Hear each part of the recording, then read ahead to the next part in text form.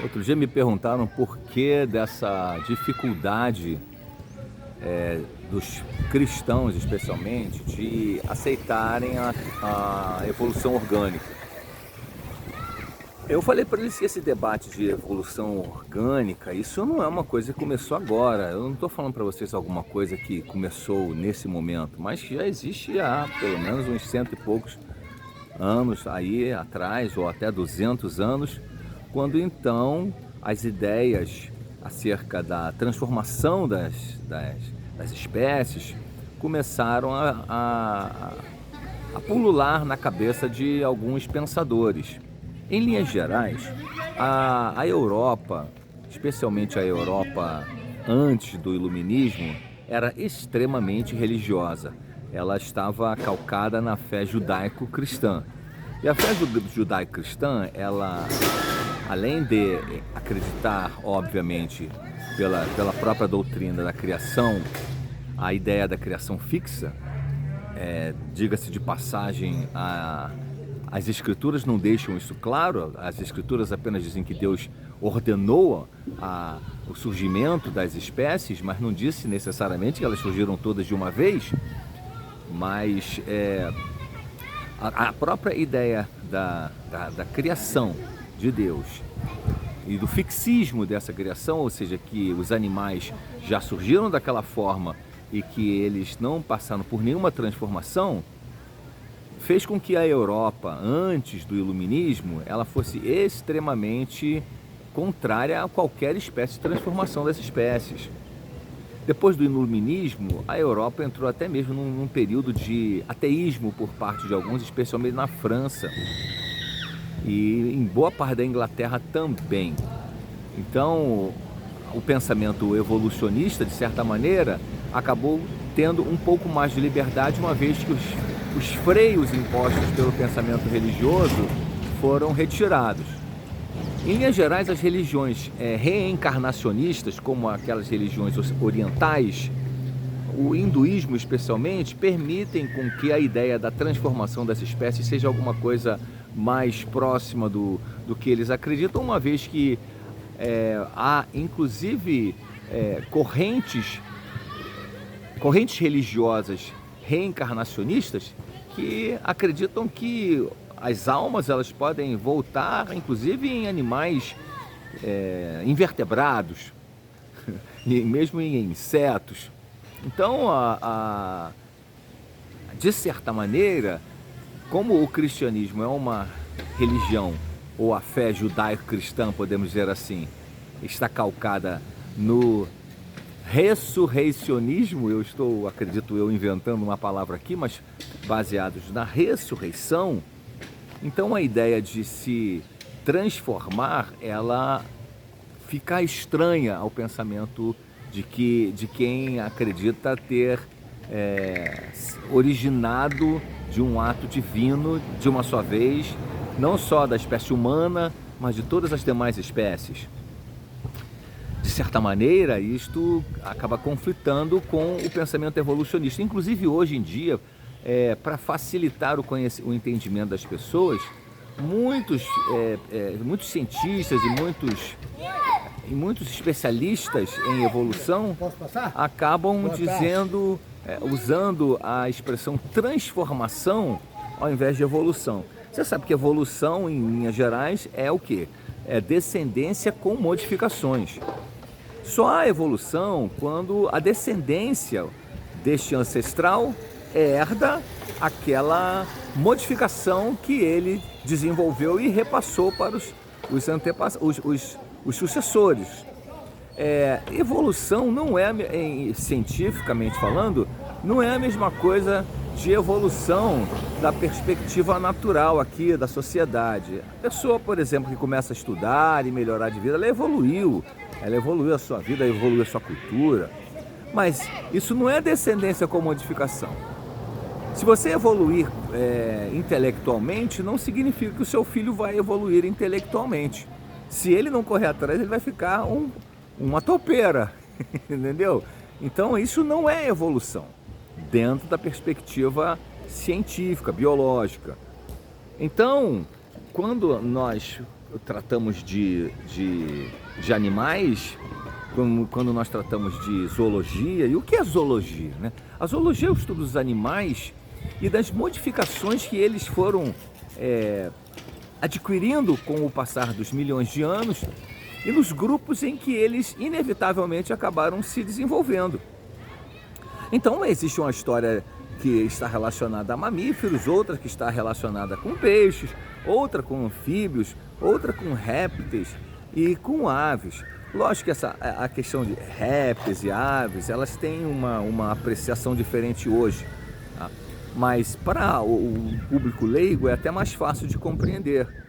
Todos apresentam uma história de derivações. A gente chama na biologia derivação, ou seja, na linguagem cladística, na linguagem da classificação atualmente aceita pela maioria dos especialistas, a gente chama de derivação toda transformação, digamos assim, que o herdeiro adquire do ancestral. Eu não gosto muito dessa palavra transformação porque ela tem em si mesmo um cunho metafísico filosófico, então religioso. A própria Bíblia Sagrada usa muito a palavra transformação, especialmente no Novo Testamento. A palavra metanoia, que seria uma mudança de mente, é uma transformação. A palavra palingenesis, que era utilizada não apenas... Era utilizada pelo povo em geral quando queriam falar de um novo tempo, de uma nova estação, de uma nova fase, de um recomeço, de uma transformação no universo, de um abalo. Essa palavra era utilizada, inclusive foi utilizada pelo apóstolo Paulo.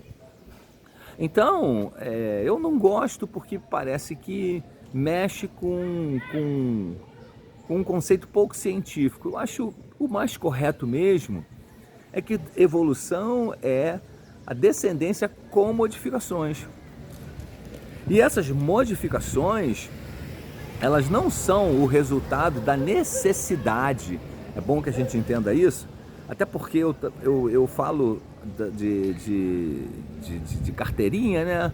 Porque quando nós estudamos os manuais de zoologia, por exemplo, da ciência da qual eu lido, com abundância, digamos assim, nós vemos o fraseado dos autores colocar a ideia de que aquele organismo, ele parece que procurou uma opção para que ele pudesse escapar ou modificar ou melhorar, quando na verdade a ideia de evolução não carrega consigo essa ideia.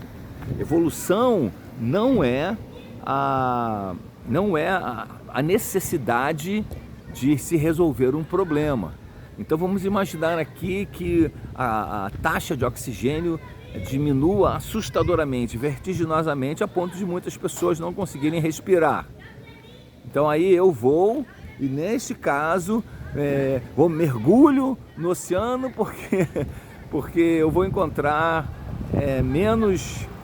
ou não vou encontrar mais oxigênio, digamos assim, mas vou encontrar uma outra facilidade, ou me movo para um outro local, ou me transformo, ou crio mais um pulmão. Essa ideia de evolução, ela não existe em biologia. Ela jamais existiu. Evolução o que é? É a descendência com modificação. Essa modificação, ela pode tanto favorecer quanto desfavorecer o animal. Eu falo animal porque estou me referindo aos animais, tá? O meu trabalho, ele se baseia em metazoários, em animais. Então, neste caso, havendo uma modificação que favoreça o organismo, então essa modificação será bem-vinda e aquele ramo do ancestral comum vai ser bem sucedido em meio a essas condições. Quando houve o choque do enorme meteoro que colidiu com o planeta lá na península de Yucatán, no México, e produziu uma explosão enorme no planeta e que levou com ela quase que entre 75% a 90% das espécies, e todos os animais acima de 40 quilos, se não todos, mas a maioria dos animais acima de 40 quilos acabou sucumbindo ao que aconteceu na extinção em massa do Cretáceo para a Era Cenozoica. Então, como eu posso dizer, isto foi um desfavorecimento dos animais acima de 40 quilos, porque aqueles pequenininhos sobreviveram. Agora, é óbvio, né? Tudo isso tem as suas perguntas. Como que, então, sapos não se dissolveram nisso? Rãs, pererecas, cobras cegas, lagartos de tamanhos reduzidos. Por que eles não se foram? Então, a ideia da extinção ocorrida no final do Cretáceo, ela carrega consigo, obviamente, elementos que antecedem, ou seja, a ideia da extinção ela já vinha ocorrendo antes. O meteoro apenas veio, e não veio completar, né, mas foi um fator relevante para a continuidade dessa extinção.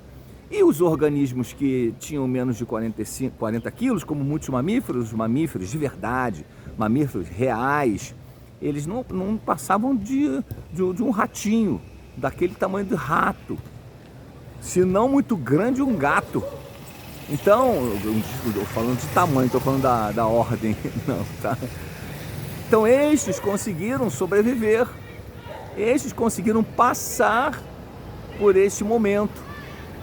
Então, quer dizer, o que era desfavorável a eles, porque eles eram pequenos em comparação aos grandes dinossauros da época, e eles tinham que viver à sombra dos dinossauros, o seu tamanho e a sua grande possibilidade de serem devorados, eles acabaram, por causa disso, esse desfavorecimento anterior, acabou favorecendo-os posteriormente.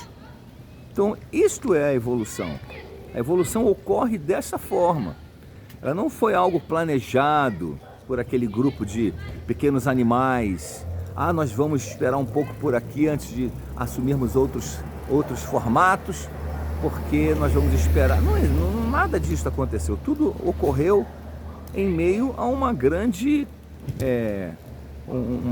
aleatoriedade. Obviamente, há perguntas com respeito e Deus? Onde estava Deus? Deus continua sendo Deus. Deus vai continuar sendo Deus independente da evolução. Nós podemos acreditar em Deus normalmente. É óbvio que nós temos que preservar a lógica e o bom senso, para que nós não caiamos na idiotice e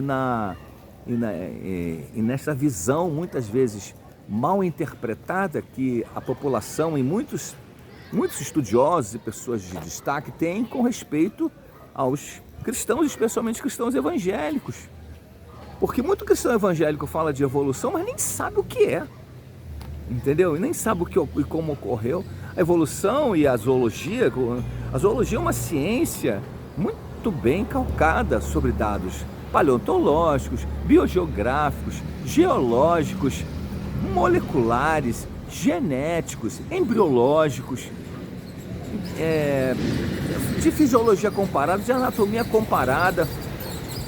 Então, falar de evolução e falar de zoologia é algo que requer da pessoa um pouco de compreensão, para que ela não caia no ridículo.